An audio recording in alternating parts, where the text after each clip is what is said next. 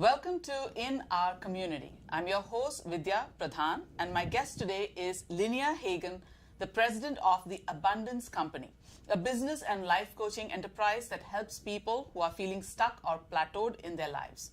We've done a couple of episodes with Lynnea before. The last one was the beginning of a series.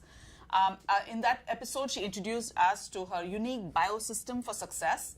And if you're looking for that episode, it can be found on YouTube under In Our Community, and you can do a search term for Lynnea, Lynnea. We're looking forward to sharing Lynnea's expertise with you today in our second of the series. So Lynnea, welcome to the show. Thank you. Good to see you. So Lynnea, for the benefit of our viewers, could you recap what we talked about on our last show in a short bit and tell us what the biosystem for success is? Yes. The biosystem of success is really a business or life success model that I created out of the different areas of expertise that I have for people reaching the goals and getting out of their own way. It includes leadership, it includes planning and strategies, it includes values that you bring into it, and it includes deeper purpose and also the things that can hold you back or bleed you. And in my model, it is a model of a big, beautiful tree. Just like a tree, we are organic. And just like a tree, we are complex in our needs to get the right things being fed into us, or we're also very susceptible to things that what I call the roots, which are those areas of your life that can either feed you or bleed you. And they're invisible. They're invisible. A lot of people think it doesn't make any difference to their success, but you know, if you have a fight with your spouse before you leave the door to go into your business, that's going to impact you all day long. If you have a bad relationship, if your finances are in a mess, if you're not spending enough time in nature and just with yourself to keep in touch, that will kind of hold you back. And I tell people you need to stop tripping over yourself. And they end up lots of times just focusing on their, what I call the boots. Get your eyes off their boots and keep your eyes focused on the far down the road. And it's hard to do when your boots are stuck in a lot of different things. So what I help people do is kind of get unstuck. I wrote a book about being stuck, and then flourish so that we have a beautiful foliage and output of fruits of our labors. I can see why you call it biosystem. It's exactly, yeah. Absolutely. So on today's show, we'll be talking about how to create a vision to make a plan for the rest of your life. Right.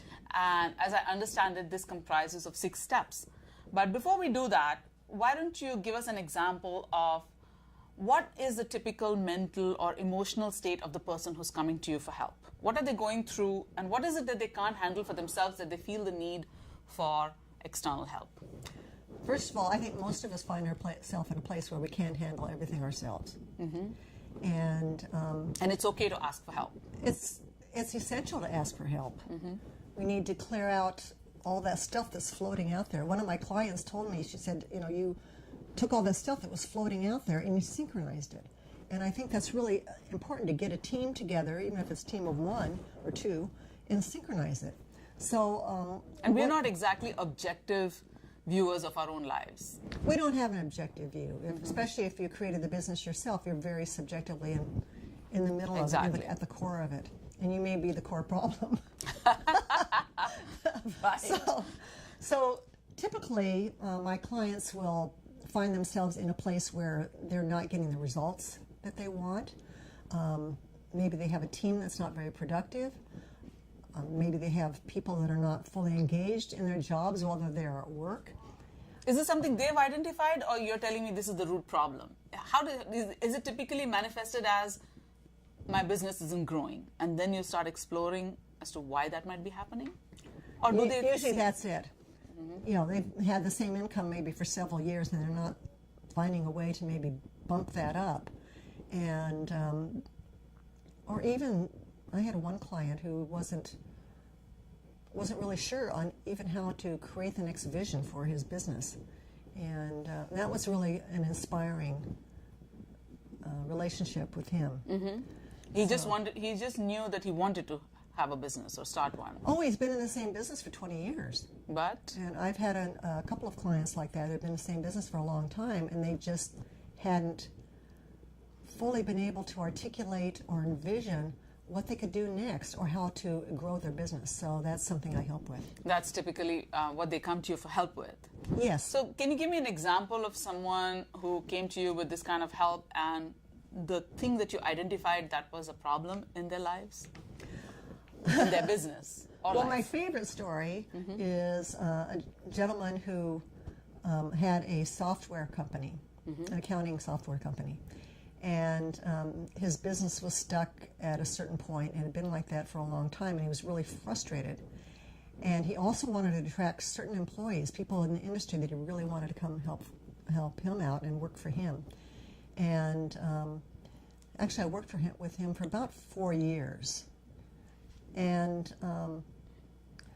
as I started working with him, I started looking at how he spent his day. And he bragged about how he had an open door policy. And he bragged about how he was always there for his kids to call him. And he also wasn't quite sure on how to get the people that he wanted. So over the course of the time that we worked together,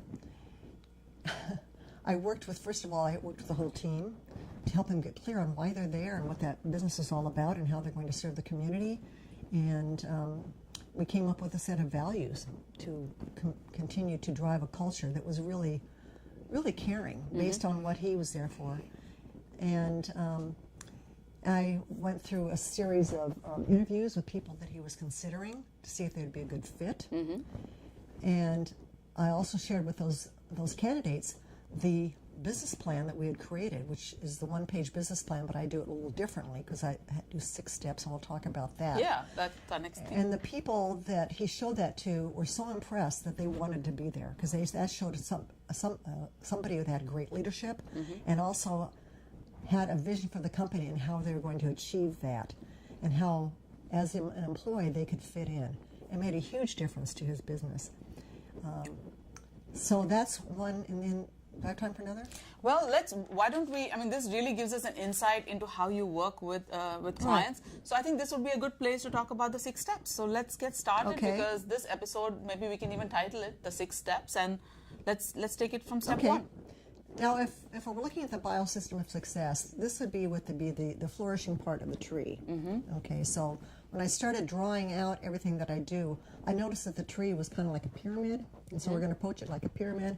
And then as I talked about purpose, the purpose is a deep thing that goes all the way through that, and everything hangs off of it and flourishes because of the deeper purpose. Right. So we're not going to talk about that now. But I noticed it kind of looked like what I used to draw for a Christmas tree when I was a kid. Triangle with something, a stick. Right. And so when I work with a client, I start beyond the vision for their business because we can't really separate our personal self and our business self.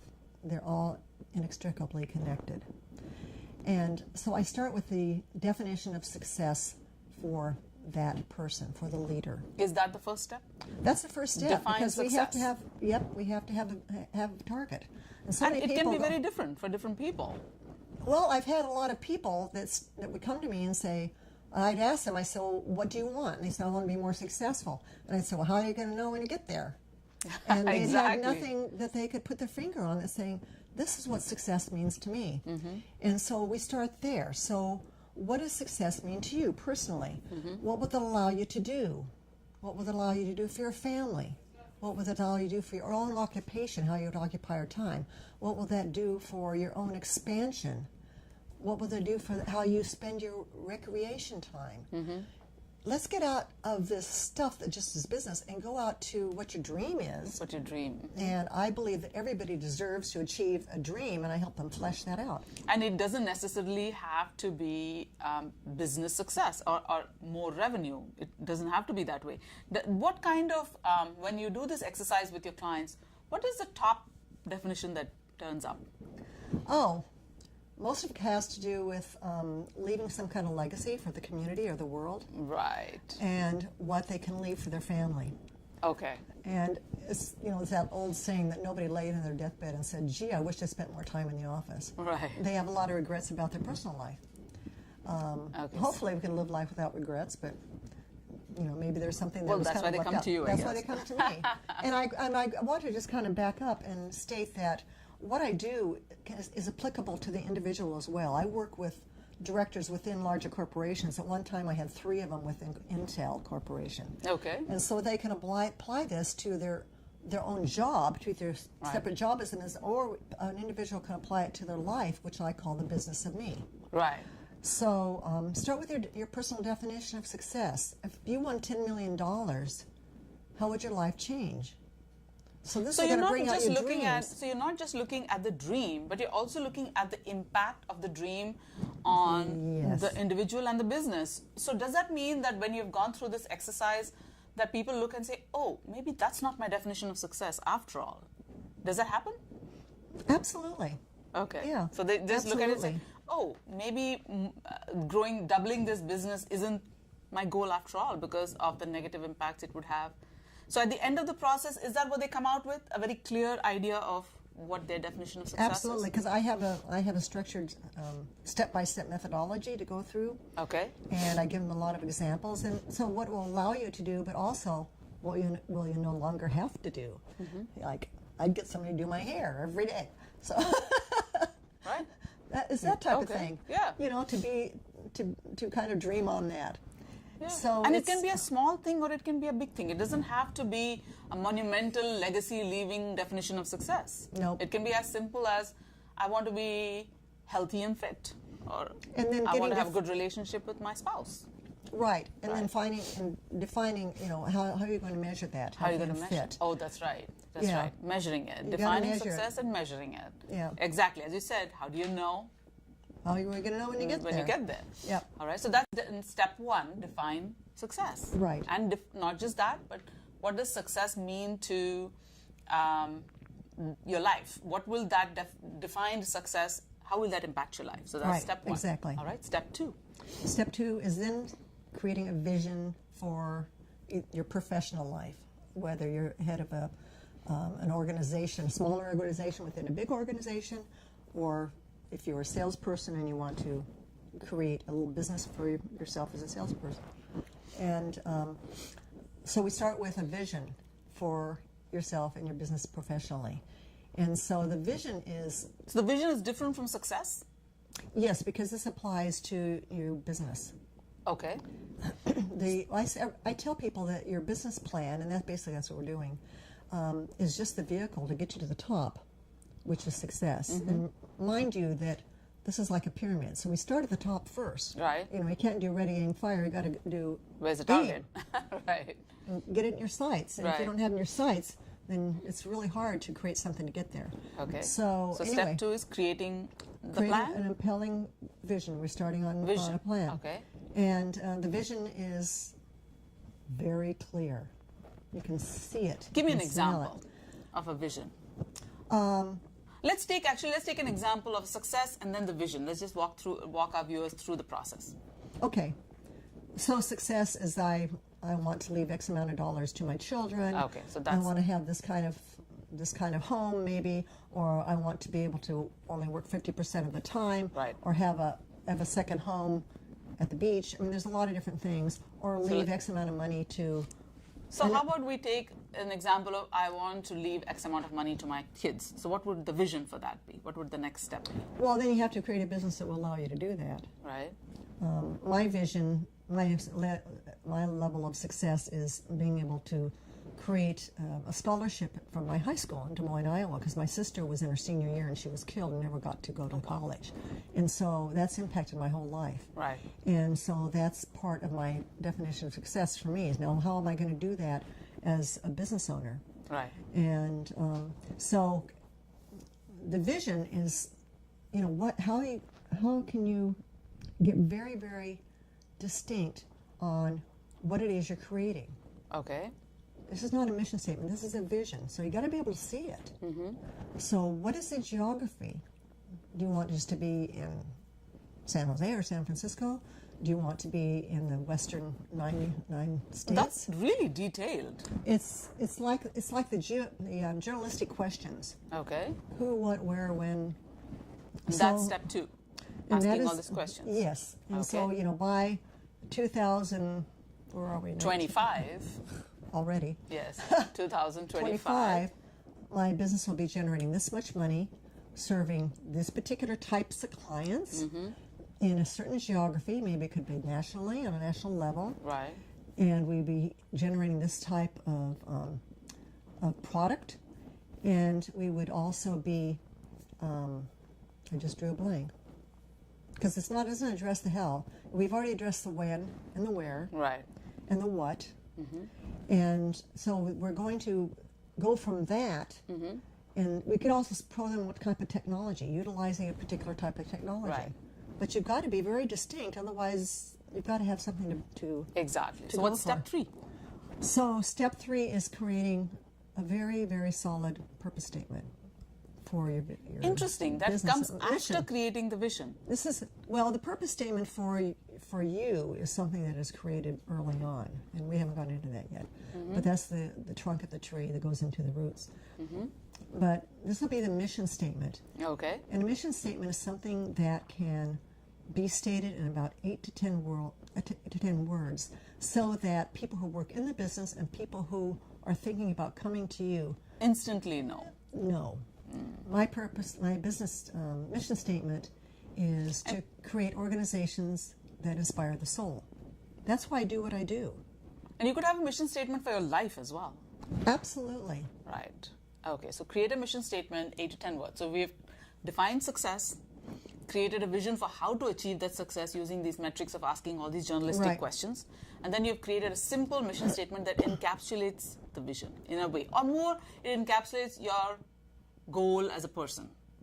It And as a business. encapsulates, for me, what it means that you've narrowed down the essence of why you started that business in the first place and what you want your end customer to receive from it. From it, So okay. what is the eternal promise that you want to make to the people that you're serving?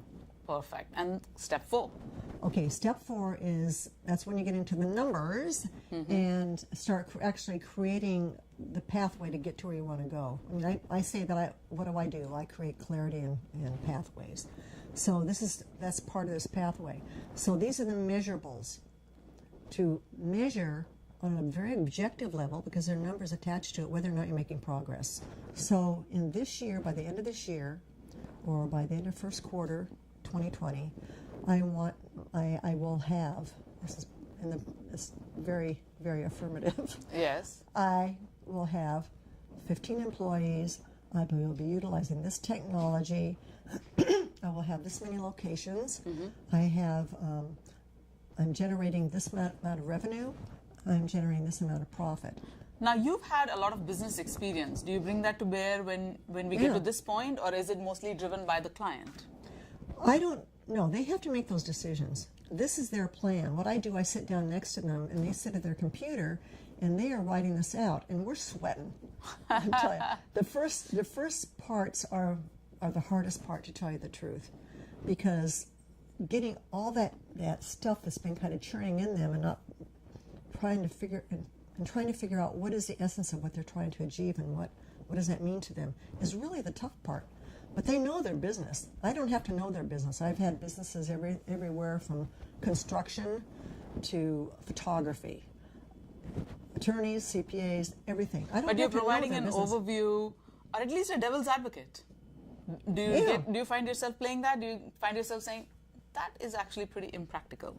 Yeah, because You do. some of them now they're excited and want to dream really big. I say, well, I want to be making, have a $500,000 business, and be making, $10 million by this time next year. Yeah, not going to Probably happen. not going to happen. All right, step 5. So that's what we do. We have the measurable Concrete objectives business plan. and the numbers. The With numbers. the date. By this date. So this is something, and I just want to back up a little bit. Sure. Before we proceed. This is something that can fit on one piece of paper, so that when you're laying on the beach in Tahiti, you can get these numbers and you'll see how well your business is doing back home. Okay. So. And does it also have like way stops? Like I will check 3 months from now where I am on this plan, and 6 months from now where I am on this plan. That's So how do you farther down the plan. Okay. Okay. Okay. So step 5. So we have all this stuff of where we're going, and then what we want to grow or have less of. Right. So what do you want more of, or what do you want less of in your business? Right. And the next one is now the broad statements of strategies. What do you have to do continually over time? What are the steps you have to take Exactly. continually over time to do that? So one of the strategies may be to meet regularly with these types of clients. Right. One of the steps may be to set up a call service center. So are these ideas coming from them? Are these Yes. ideas coming from you? No, they're coming from them. So they have it inside them. You're unlocking them. Absolutely. They know. Right. They've been churning this out. They've been seeing an example of somebody over here who's doing what they want to do, and they've seen what they're doing, but they're just kind of stuck, and they don't know how to organize all this that makes sense. So there's a strong element of cheerleading in a way, that you're this person giving them the wind beneath their wings, saying, you can do this. You just have to sit and think through this. Am I getting this right? Absolutely. Well, they can do it.